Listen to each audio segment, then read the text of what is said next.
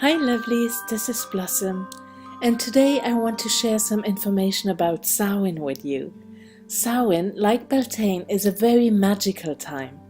The veil between the seen world of matter and the unseen world of spirit becomes thin.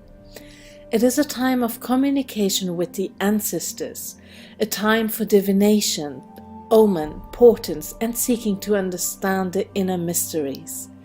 It is a time to drift, dream, and vision, a time for inner journeys connecting to the wisdom within yourself.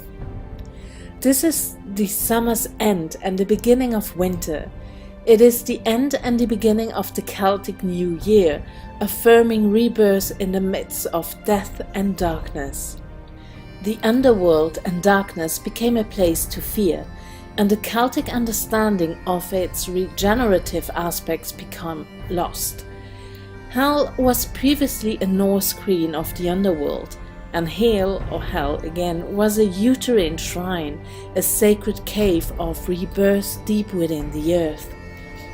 The dark regenerative power of the goddess was honored throughout the Celtic and ancient world. Darkness was important to the Celts. To them it was as important as the light. Darkness and death had power that they did not fear.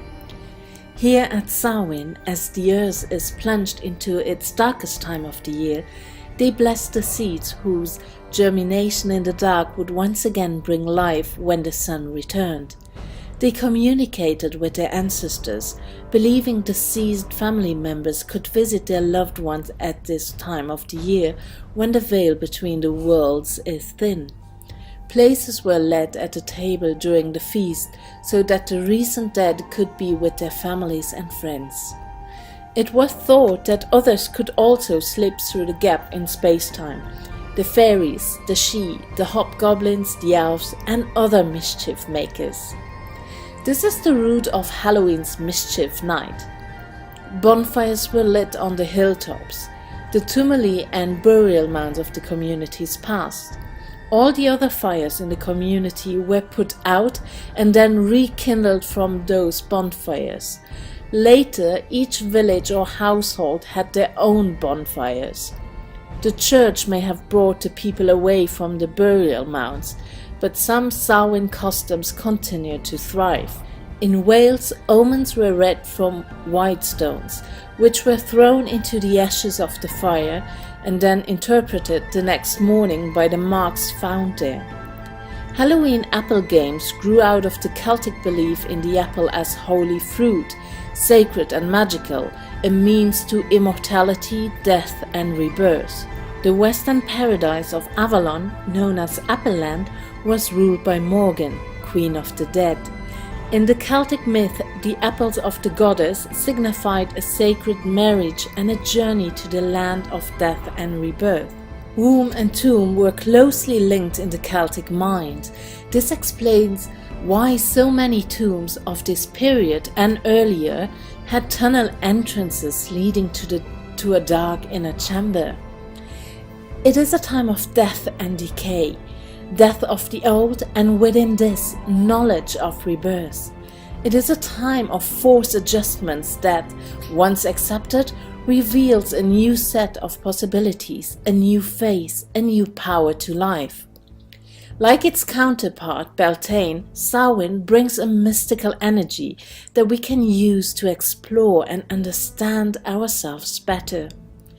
Use this time for inner exploration, astral travel, deep meditation, contacting your deepest wisdom. Slip beyond the rational and the logical.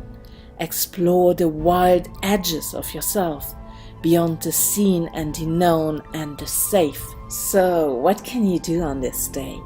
If you have the possibility, visit a long barrow, a burial mound or a tumulus in your area.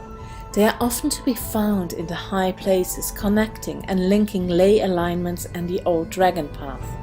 I will put a link below in the description box with a website that shares ancient places from all over the world. You could also try scrying. Light some candles and fill a dark bowl, or even silver if you prefer, with water. Let your eyes glaze out of focus. Stay relaxed and breathe slowly and deeply. You may find you slip out of normal time and become aware of seeing images in the mind or on the surface of the water. Something else that we do is to make a winter king. This is very simple. Just gather a few sticks and bind them together in form of a man. He will be in your garden until Beltane. Then we will burn him in the fire and scatter the ashes around the garden.